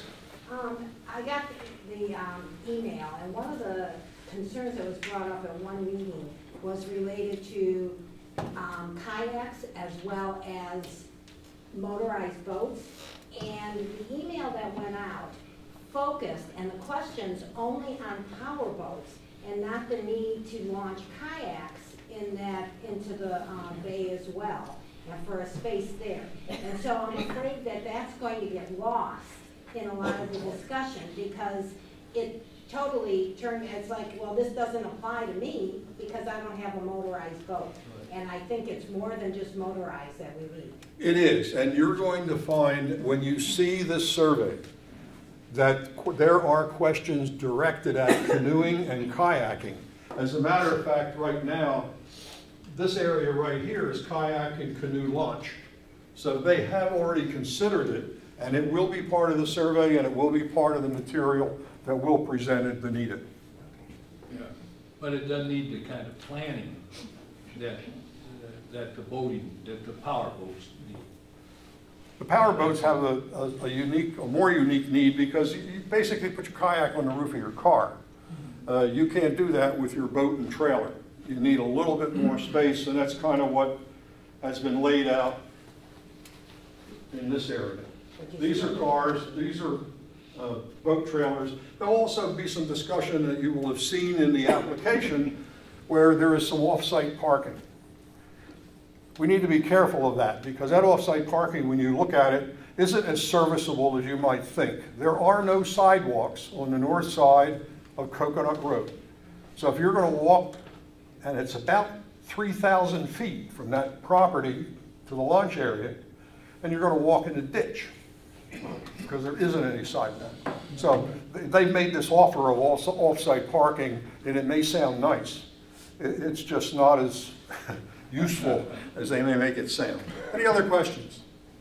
Yes, sir. I just can't imagine trying to back a trailer down that long, narrow street.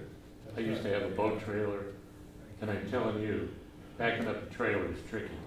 You know, yeah, you're exactly right. When you start talking about taking a trailer here and backing it down and into here, good luck. and that's a single ramp. This, you know, one of these things, this is what the focus group for the boaters is all about, is to compile information on the way this has been laid out, the fact that it is not as serviceable as it needs to be, and we're going to make sure we present that information.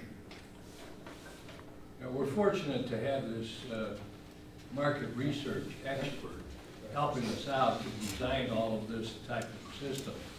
And I think we'll find, this is the first time we've done that, I think we'll find that we'll be able to use the same tool on other projects in the future. So think of it as a model for future use as well. It's one of the expenditures Bob mentioned is we bought SurveyMonkey. Barry, do you have something to say? Where and what time are these focus groups? All right, these focus groups are going to be held at 6:30 on the 9th and 10th. January 9th and 10th. Yeah, January 9th and 10th. Actually, they're by invitation. What we have done is we've sent out a mailing and asked for boat owners who would want to sit in on these focus groups to give us their information. Tell us where do you launch your boat now? How long is your boat? Where do you live? I've gotten a pretty good response. I've sent responses back to each one of these folks acknowledging that they're interested. I'm going to send out on the 21st of this month a list of those people that have been invited, because we have a bigger response than we have space for. We're going to look at the overall demographic, where are these folks, so we don't get everybody from the same area. And we'll pick the groups. I'll send out the announcements on the 21st as to who and where and when. Mark? Oh, okay. Okay, thank you, Bob. Appreciate it. And next on the agenda is Jim Shields and the EOC, the Education Outreach Council report. Thank you. Good morning. Good morning. I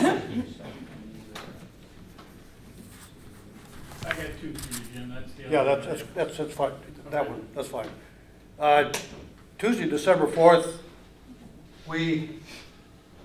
ECCL hosted an event to celebrate excellence in education at the Club of Grandeza at no cost to ECCL.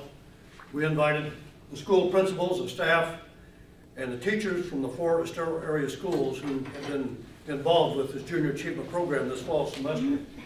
It was a great evening. Clay Miller was there from NBC2, and actually there were a series of interviews to get the take from the principals as to how well is this program fitting for you. Teachers actually were asked, is there a downside to this? And if there is, what is that? And it was, again, it was just a great evening. This morning at 8:15, I met with Leslie Gunderson, who's a principal at Pine Woods Elementary, and I'm going to pick some quotes out from what she said. Number one is when we first went to their elementary school, and this is true for all 4 schools, the teacher said, oh my God, you're going to take my 45-minute class for 5 weeks, and I've got a rigorous curriculum that's centered around critical thinking, not just reading, writing, and arithmetic, but critical thinking. How can you take that time from me? I'm paraphrasing. So we entered the fall semester with a bit of trepidation. Is this really going to work? Is this what we want? Dr. Wanda Creel and Dr. Denise Carlin told me of Colonial Boulevard last summer that it looks good to us, but Jim, I have to tell you, at the end of the day, it's the teachers and the principals that will decide. If it fits, if it does fit, how it fits, and the way that fits If that puts constraints on you and your people you've got as volunteers, then that's the way the world works. Oh my God, 45 minutes, 5 sessions. Leslie said this morning, Jim, it's a big win for the kids and the community. Very positive. They understand. Gary Israel taught 2nd grade with Megan Pierce from Marriott up at Three Oaks Elementary. Gary went back with the teacher, Miss Arama, a month later. She told Gary, you know what you were teaching those kids in the subsequent classes, the terminology that we're talking about? They said, oh, that's from junior achievement. We learned about that in the junior achievement class. Many kids come from single-family homes.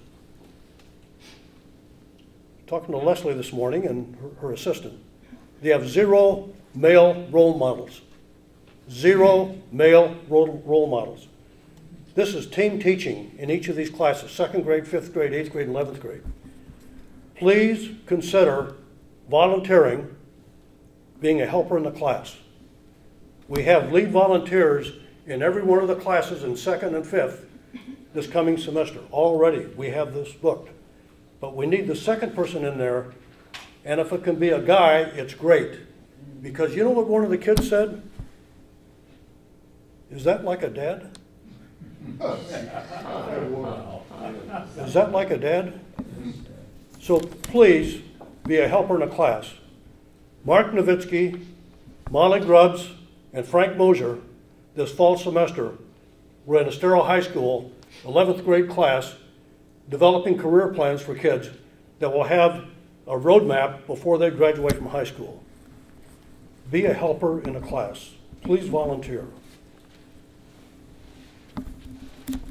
10 o'clock this morning, I was at Three Oaks Elementary with Jody Moorhead, the principal. Jody said, today, Jim, school is so different. It's all about critical thinking. Critical thinking. We have a very rigorous curriculum. And Leslie's right, these 45 minutes that you take from us, it was really something to think about in the beginning. But she says, you know, it's a great tie-in. The teachers truly see the value. Every teacher was over at Grandeza from Three Oaks Elementary that participated in this. And it was a wonderful evening. The interest level is so high, I'm quoting what Jody's saying. Such validity in this program. It's about financial literacy. It's about work readiness. It's about entrepreneurship. Next slide, Mark. We're tracking very well, and Mark is right. There's been thousands of hours invested in behalf of ECCL to make this happen, and now we're going into the 2nd semester. So it takes money, it takes resources. The ECCL is going to be the host of the 7th annual Breaking Part Grandeza. It's a charity event, 2-day charity event. It's happened the last 6 years. In 6 years, it's garnered $304,000 net for junior achievement to buy these materials, to go into the classrooms. And there's a dinner in the evening, 5:30 Thursday. It's the first time it's ever been during the week. So we think we're going to attract a lot of people. We're looking for 240 people in the Club of Grandeza. It's a live auction, silent auction, wonderful dinner, dressed to impress. And then Friday morning, for those people who want to golf, there's a shotgun scramble. It's always a fun event. The target is to get 31 foursomes, 124 players, and we pretty much get there every year. This is happening this year because of ECCL. No money is drawn from ECCL from this activity, nor the other activity I just talked about. No money from ECCL. All proceeds will fund educational initiatives for junior achievement and the CEO Academy at FGCU, which is a JA program. This is the predominant funding for that. This year, and I'm standing in front of you and saying, the goal is 100 grand net, $100,000. And right now we're in the mode of going out and getting sponsorships and talking to people because you have to nail it there real well, and then you move on to the stuff that's going to load with the silent and the live auctions, and it's a fun event, a great event. If you don't golf, don't come to the scramble. You can just come to the dinner. If you don't like to eat, just come to the scramble. Each one stands on its own. In the past, I was just dumb enough to say you have to do both. Well, that's not really the way it works. We think this will be more flexible, work better. We want the communities from ECCL to participate in this. Get a table of 8. Everybody's got to have at least 3 friends.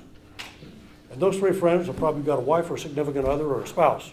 So that's 8 people, table of 8. It's a great event, a lot of fun. Thank you very much. Thank you, Jim. Question for Jim? Moving on. The next presentation is the community planning report, Jim Tutu. Jim. Thank you, Don. 2 interesting things happened this past month that reflect how our community is working together and how we solve problems, and I think it's very interesting. The first one was the sponsorship of the naming of the Germain Arena by Hertz. When they first came out, they came out with that big yellow monster. It hit the news. The mayor comes out and says, "Never yellow," and it was really kind of a flashpoint. As the process takes place in Estero, it went before the design and review board.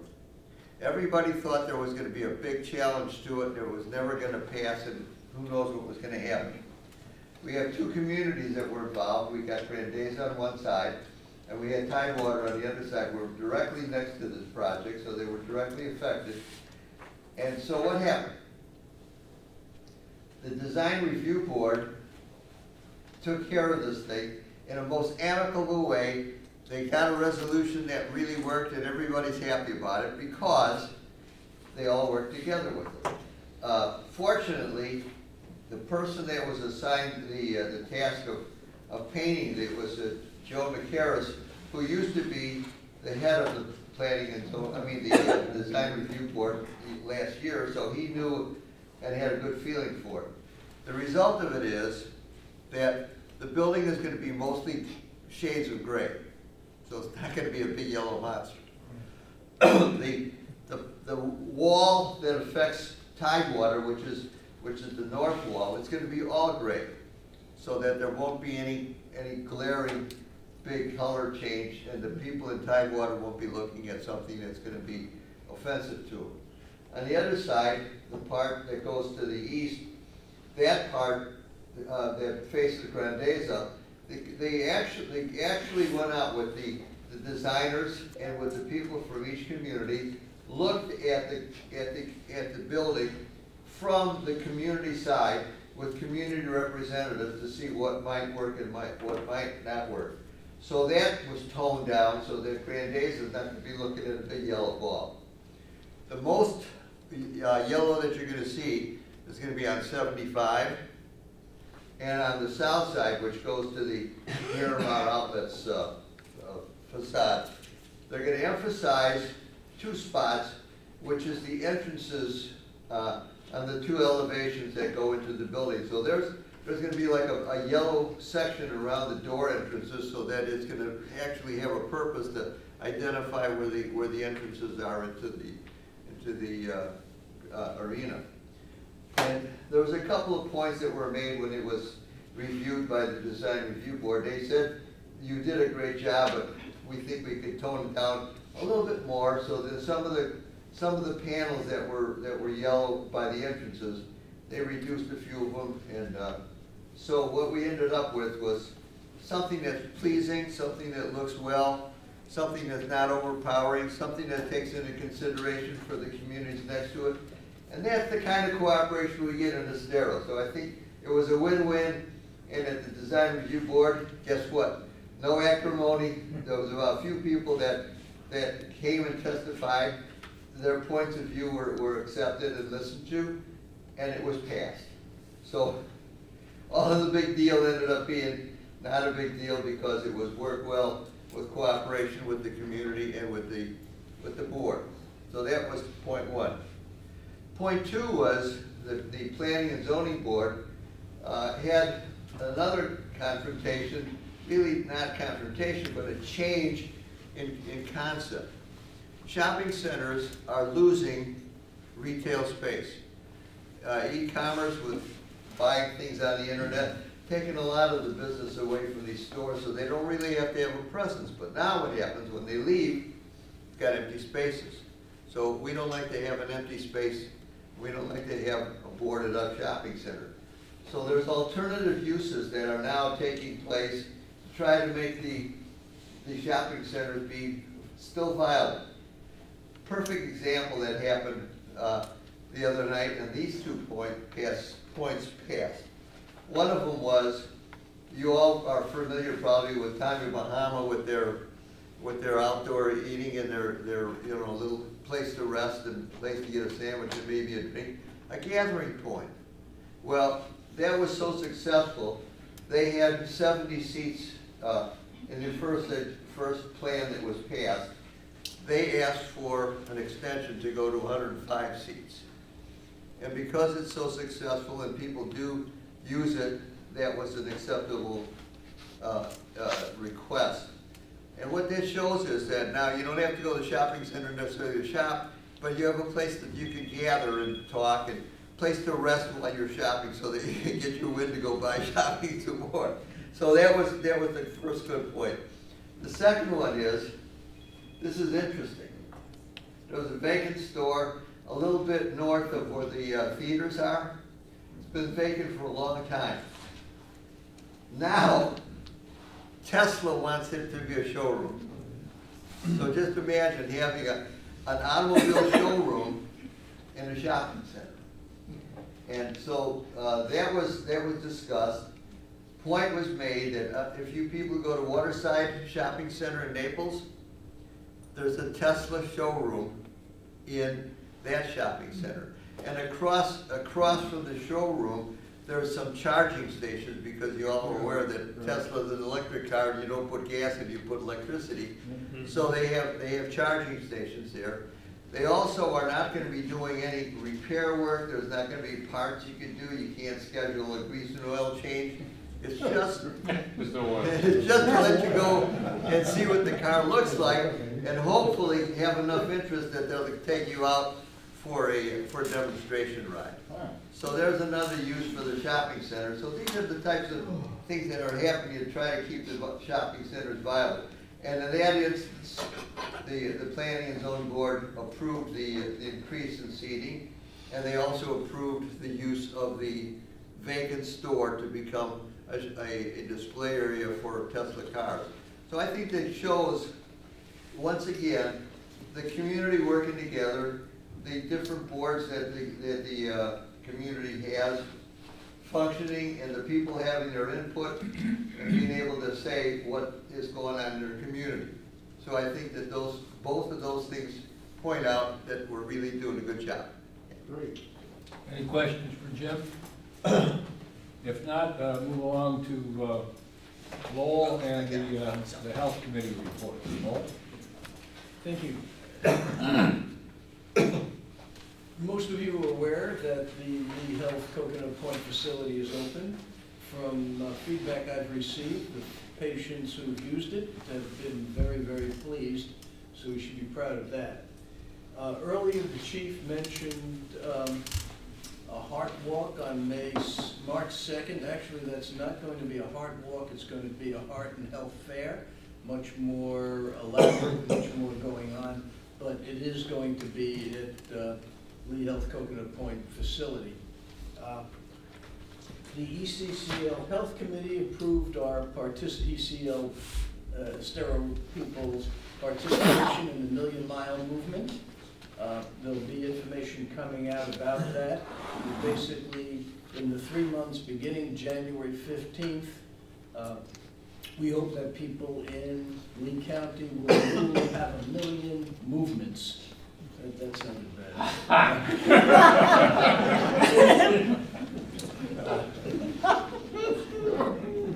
Keep going.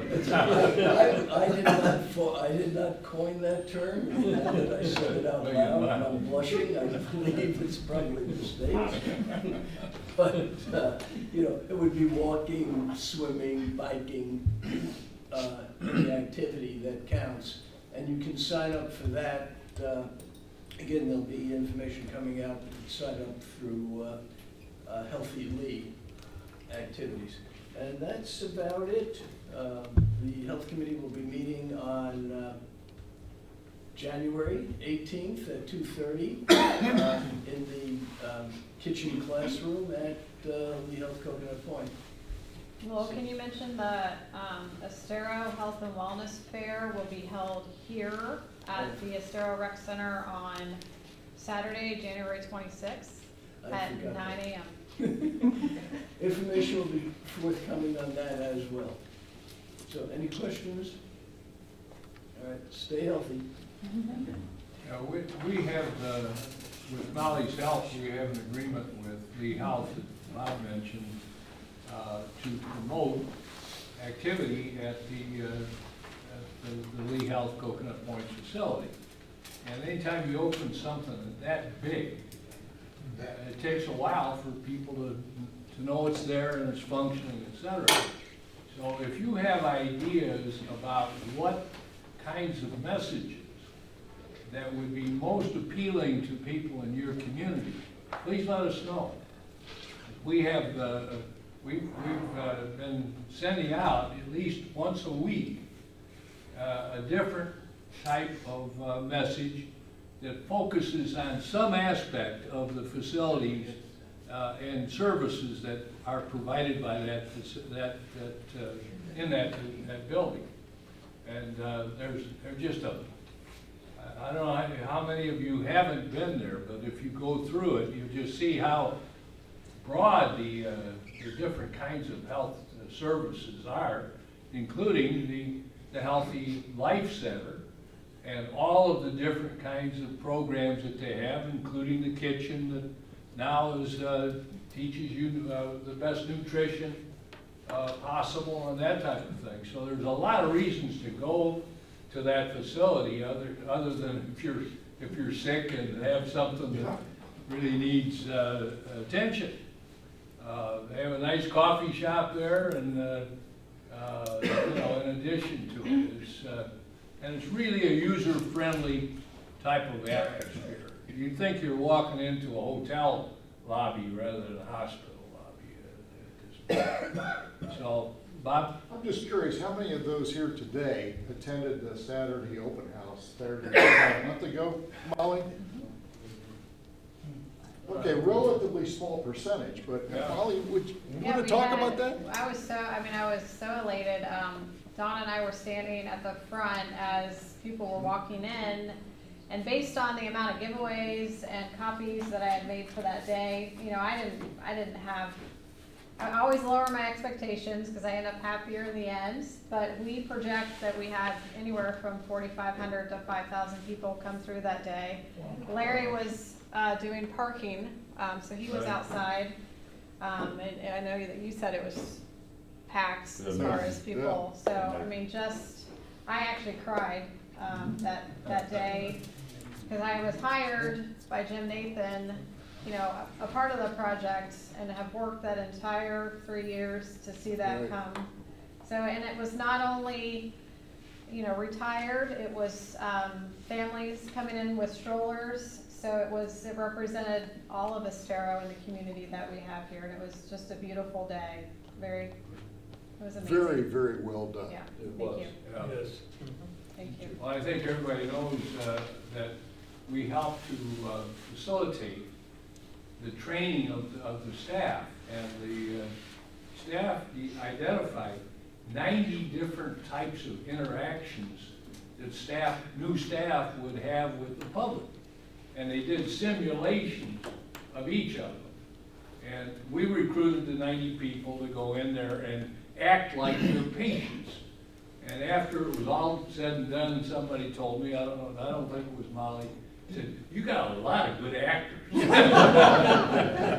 So, you know, but it's that kind of sensitivity toward trying to provide friendly services to people and be a welcoming facility that is just so important. Attitude and training is unique for this facility, and we just need to build upon that and make sure it's successful, because come January, I and a few others are going to go up to Tallahassee and testify on behalf of the hospital being added at this site. Well, having good use of and support for the site is essential for us to be able to carry that message up to the hearing examiner that's hearing that case. So with that, I think we have one or two reports yet. Pete, do you have anything to add for the environmental? I do. Continuation, the Arrow Corkscrew Crossing is not yet scheduled before the Planning and Zoning Board. It's been going on for several months. Of more concern is something that just came out from Lea County. Last Friday after 5 o'clock, Lea County announced that going before the local planning agency, that's basically their planning and zoning board, this coming Monday morning, a major change to the Lea Plan amendment that affects us all here. They are going to be looking at deleting several requirements that are key and important parts of the Lea Plan that affect the location of mines in the DRGR and actually throughout Lea County. Those three parts are the three numbers up there. Deleting a requirement every 7 years to perform a study on how much lime rock, which is the basic building material used in all of Southwest Florida, how much lime rock is needed for construction of our roads, buildings, and so on over the next several years. They don't want to do that anymore. Second, there is a map. Let me go to that. It's called Map 14, which is in the Lea Plan. And it shows in the areas that are sort of dark hash right in here, these areas are already authorized locations for mines in Lea County. So if you have a mine, you are okay to operate it in those areas, as it says already authorized mine 14 mine locations.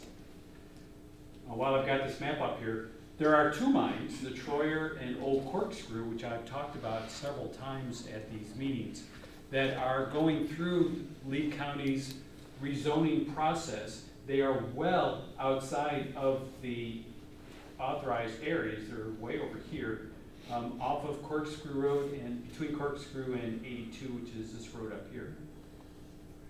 They want to no longer put mines on this map. Basically, they want to delete this map altogether, which means that if an applicant comes in and says, I want to put a mine right here, they are allowed to do that, but they do need to go through the zoning process. So what the county is proposing to do is to remove constraints on where mines can be located. As I said, these requirements are key parts of the Lea Plan regarding development in the DRGR. It's very serious. What's odd about this is that months and months and hours, years ago, went into the planning of the DRGR and specifically how to locate mines in that area.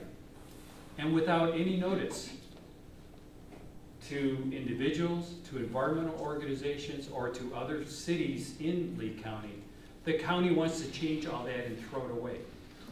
That process has been working fine for these last 10 or so years, and we don't know why they want to get rid of it. We can conjecture, but that's what they are trying to do. So the first step in their process is to go through the local planning agency. That meeting is next Monday morning. So basically they gave us a week's notice of this major change. We can't deal with that, to change that date at all. So this is very concerning. We ask that everyone possible who can go to the LPA meeting in Fort Myers, it's 2201 2nd Street, basically the building right next to the old county courthouse. Please go there and express your concern about deleting these requirements without any sort of workshops, without any sort of hearings to inform the public of this big change to their plan. Any questions on that? What time is the meeting? Join you up there. Excuse me. What time is the meeting? It's at 8:30 Monday morning up on the building, that's the administration building, I believe it's, It's just east. 2201 2nd Street, right next to the courthouse building, the old courthouse. Just east of the courthouse on the first floor.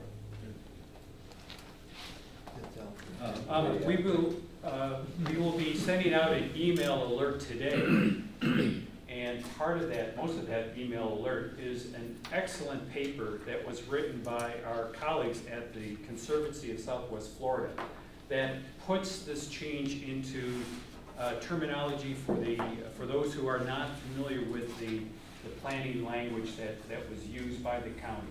So that will be going out today. You'll be able to read their explanation of it. It's excellent. You'll also be able, you should be able to see a link to the county staff report. It's a 30-page report of a lot of mumbo jumbo. Literally was over my head. So please look for that today, and hope that you can get the information out to your the people in your HOAs about what this is. Mark, if you could go back to the that map. I served on the advisory committee for the change in the comprehensive plan for the DRGR. Which map? This one here, yeah. And we fought like hell to get this overlay. You'll notice that all of the allowed mining areas were up north of Corkscrew Road. Alico Road was built by the mining industry as an industrial road to handle all of this heavy truck traffic. And our effort was to try to concentrate the mining in a defined area, not have it spread out all over. You have probably 10 different large block residential communities out in the DRGR, and the whole effort was to try to provide some protection for the residents out there from the mining and the lights and the blasting and the dirt that it creates.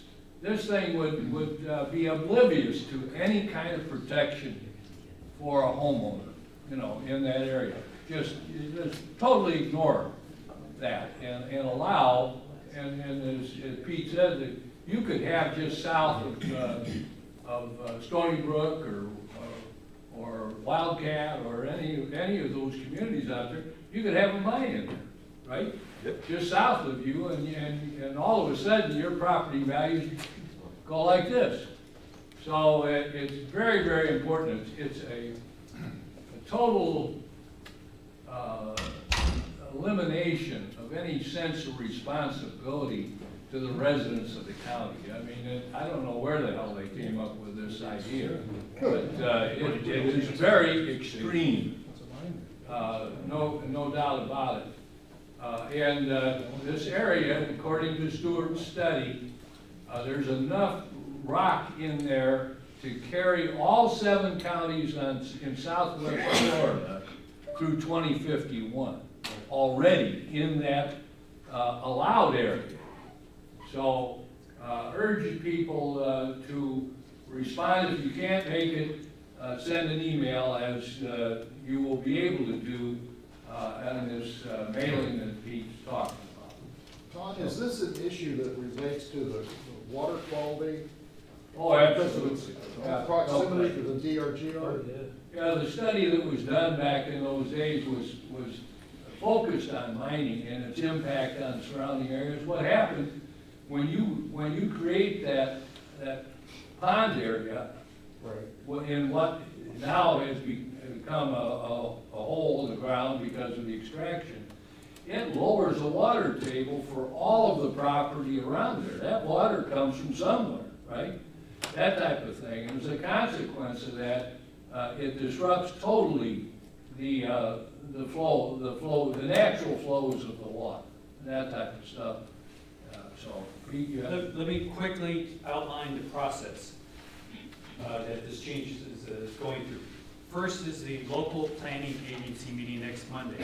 The directors there will vote on whether to recommend to the Board of County Commissioners to transmit this proposal to Tallahassee. Tallahassee has always just rubber stamped it and say, yep, it's fine with us, and it goes back to the county. The Board of County Commissioners will, I goofed it up, I'm sorry. From the LPA, it goes to the BOCC first, and the BOCC votes to transmit it up to Tallahassee. Right. So at that point, the commissioners formally get a presentation on what this is about. It goes up to Tallahassee, a month or so, they rubber stamp it, comes back to the Lee County for the Board of County Commissioners to vote final, yes or no on this plan amendment. So it's a very quick process. So the idea here is to try to stop this quick in the bud. To give you an idea of what, just one more thing before you take questions, how extreme this is, when it was presented to the village council on Wednesday, they voted unanimously to oppose it and to send the mayor with a resolution which he's going to read at the meeting. And I think some of the other council members are going as well, so that we have the village with us on this draconian change that's being proposed by the county. Who are the LPA members? Unfortunately, they've been loaded up with a bunch of development people. Okay, so the committee's been stacked. I mean, we used to be a very responsible group, with at least half of them being people who represented the citizenry. They've all been eliminated and replaced by a bunch of real estate-oriented people. So I don't look for them to really kind of change course. I would expect they'll probably end up supporting this thing, Jack, but that doesn't mean you don't need to fight the good fight and try to get the public informed about the repercussions of something like this. It's the only way to do it.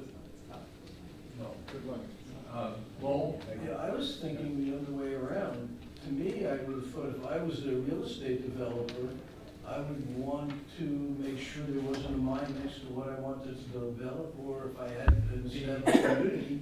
You would think that, but developers also require construction, and construction requires lime rock. So that helps them down the long run. There's no real estate developers out there doing that kind of stuff other than what you've seen here along Corkscrew Road. What I'm referring to largely is individual homes on 5-acre lots. That was what was out there until the last couple of years, except for us on the south side of Corkscrew Road. So they're the ones who are most impacted, and I can assure you that we've been in touch with them, because they originally got us involved in the DRGR stuff about 2004, 2005. So, in any instance, we've run out of time, and I thank all of you for coming and staying, and I wish you all a very, very Merry Christmas, etc. Bob, you have a Thank you.